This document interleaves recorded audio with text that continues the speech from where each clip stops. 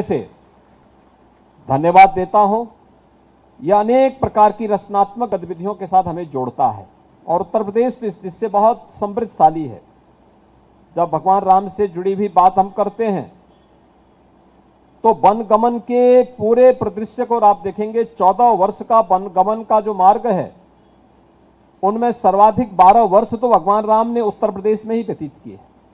उत्तर प्रदेश का चित्रकूट जनपद इसका साक्षी है और स्वाभाविक रूप से यह हम सबको बहुत सारी जानकारी, हम लोग मान के चलते हैं कि 14 वर्ष का भगवान राम को उस समय साधन नहीं थे, इसलिए हम लोगों को लगता है बहुत लंबी दूरी, बहुत सारी चीजें ऐसी लगती हैं जो हम लोगों के लिए भयावह लगती हैं। लेकिन आज साधन है तो एक एक स्थल उस समय की गवाह हैं कि भगवान राम किन मार्गों के माध्यम से वनों में गए थे और उस समय के समाज को उन्होंने कैसे सभ्य बनने की दिशा में अग्रसर करने के लिए एक सुरक्षित माहौल देने का काम किया था। ये बहुत सारी चीजें आज भी हम सबका ध्यान आकर्षित करती हैं। मुझे बताया गया कि भी 17 अक्टूबर को यहां पर भगवान बुद्ध से जुड़े हुए 6 प्रमुख स्थलों को लेकर के भी यहां पर विशेष प्रशिष्ट जारी किए जाएंगे। भगवान बुद्ध का जो राज परिवार था वह कपिलवस्तु में निवास करता था। भगवान बुद्ध ने अपना पहला ज्ञान उत्तर प्रदेश के सारनाथ की धरती पे ही दिया था। भगवान बुद्ध ने सर्वाधिक चातुर्मास उत्तर प्रदेश में ही व्यतीत किए थे।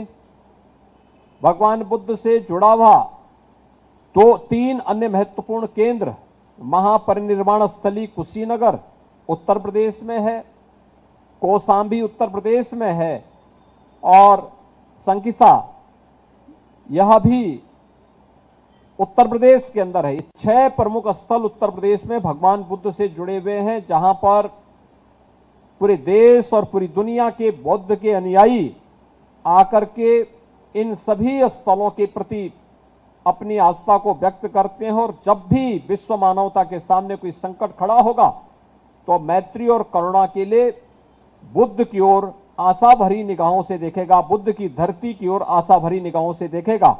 यह स्वाभाविक रूप से कलेक्शन अपने आप में अतीत को समेट करके इतिहास का एक बृहद ज्ञानवर्धन का कोष भी संकेत और डाक टिकटों के माध्यम से और स्पेशल कवर के माध्यम से हम सबके सामने प्रस्तुत करता है। अन्य अनेक ऐसी घटनाओं का साक्षी उत्तर प्रदेश है। अगर आप कहेंगे कि भारत की आध्यात्मिक और सांस्कृतिक विरासत की आत्मा कहीं निवास करती है तो वह स्थल कोई हो सकता है तो उत्तर प्रदेश हो सकता है। भारत की कुंभ की परंपरा को वैश्विक मान्यता मिलती है। यूनेस्को से अमूर्त सांस्कृतिक धरोहर, मानवता की अमूर्त सांस्कृतिक धरोहर के रूप में मान्यता देता है। कुंभ से जुड़े हुए इन सभी स्थलों को लेकर के भी जब कुंभ की चर्चा होती है तो सब लोग प्रयागराज की ओर देखते हैं।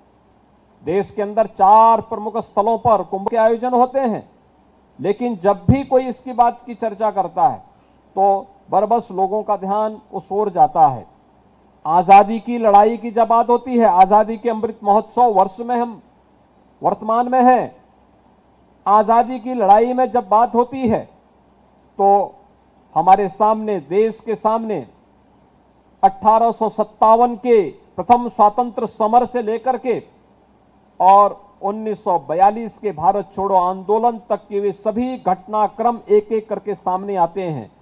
कैसे उत्तर प्रदेश में ही जन्मे मंगल पांडे ने इस 1857 के प्रथम स्वातंत्र समर का शुभारंभ किया था। कैसे धन सिंह कोतवाल के नेतृत्व में मेरठ के अंदर इस प्रथम स्वातंत्र समर को आगे बढ़ाने का कार्य हुआ था। कैसे झांसी की रानी लक्ष्मीबाई झांसी के अंदर और त्यात्या टोपे बिठूर के अंदर इस लड़ाई की अगुवाई कर रहे हैं। कैसे चोरी चोरा की घटना 1922 में होती है, कैसे काकोरी की घटना घटित होती है और कैसे भारत छोड़ो आंदोलन के अंदर उत्तर प्रदेश के अलग अलग स्थानों को योगदान रहा है।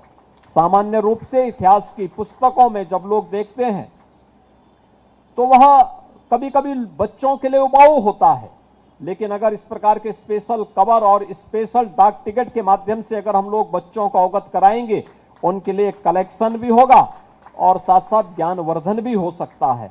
आज अन्य अनेक ऐसे घटनाओं का साक्षी है उत्तर प्रदेश के अंदर।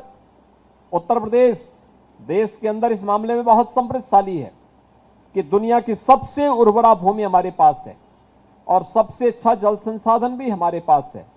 आप देख रहे होंगे धूप आई है, लेकिन उत्तर प्रदेश के लगभग 17 जिले ऐसे हैं जहां बाढ़ भी इस समय चल रही है। यानी पानी नहीं है, बारिश नहीं हो रही है, लेकिन बारिश का पानी, जो नदियों का पानी है, वह व्यापक क्षेत्र को इस समय बाढ़ की चपेट में मिलाए हुए है।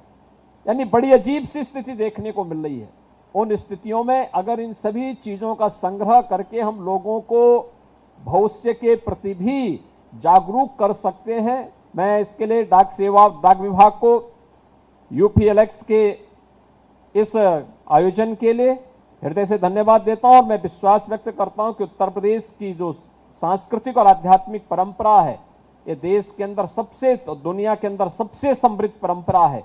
इस परंपरा को इस प्रकार के डाक टिकट